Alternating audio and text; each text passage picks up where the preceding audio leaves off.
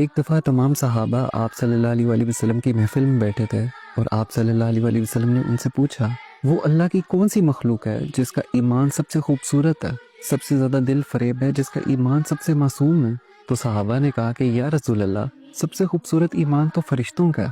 تو آپ صلی اللہ علیہ وآلہ وسلم نے کہا کہ فرشتوں کا ایمان، ان کا ایمان مضبوط کیوں نہ ہو؟ وہ روز اللہ تعالیٰ کے احکامات سنتے ہیں، اللہ تعالیٰ کی بنائی ہوئی جنت کو دیکھتے ہیں، دوزخ کو دیکھتے ہیں، ان کا ایمان کیوں نہ مضبوط ہو؟ تو صحابہ نے کہا کہ آپ صلی اللہ علیہ وآلہ وسلم، پھر تو آپ کا اور تمام نبیوں کا ایمان خوبصورت ہوگا، معصوم ہوگا۔ تو آپ صلی اللہ علیہ وآلہ وسلم نے کہا کہ نبیوں کا ایمان کیوں نہ مضبوط ہو؟ ان پر تو اللہ کی وحی نازل ہوتی ہے، اللہ تعالیٰ کے احکامات ان پر اترتے ہیں، ان کا ایمان کیوں نہ مضبوط ہو؟ تو صحابہ نے کہا پھر ہمارا ایمان مضبوط ہے، معصوم ہے، دل فریب ہے۔ تو آپ صلی اللہ علیہ وآلہ وسلم نے کہا کہ تمہارا ایمان کیسے مضبوط نہ ہو؟ کیا میں تم میں موجود نہیں ہوں؟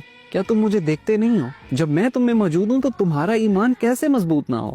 پھر آپ صلی اللہ علیہ وآلہ وسلم نے بتایا کہ سب سے مضبوط اور سب سے دل فریب ایمان ان لوگوں کا ہے جنہوں نے مجھے نہیں دیکھا، جنہوں نے اللہ کے احکامات کو مجھ پہ اترتے ہوئے نہیں دیکھا، لیکن پھر بھی جب ان کے سامنے کوئی اللہ کی آیتیں پڑھتا ہے تو ان کے دل ڈر جاتے ہیں، اللہ کے خوف سے وہ ڈر جاتے ہیں۔ اور آپ صلی اللہ علیہ وآلہ وسلم نے ساتھ ہی فرمایا کہ اگر تم صحابہ 10 میں سے 9 چیزوں کو مضبوطی سے تھام کے رکھو اور کسی ایک چیز کو چھوڑ دو تو تمہارے لیے آخرت کا حساب بہت مشکل ہو جائے گا، بہت سخت ہو جائے گا۔ لیکن اگر میری آنے والی امت 10 میں سے 9 چیزوں کو چھوڑ دے اور کسی ایک چیز کو مضبوطی سے تھام کے رکھے تو اس کے لیے حساب کتاب آسان ہو جائے گا، اس کی آخرت آسان ہو جائے گی۔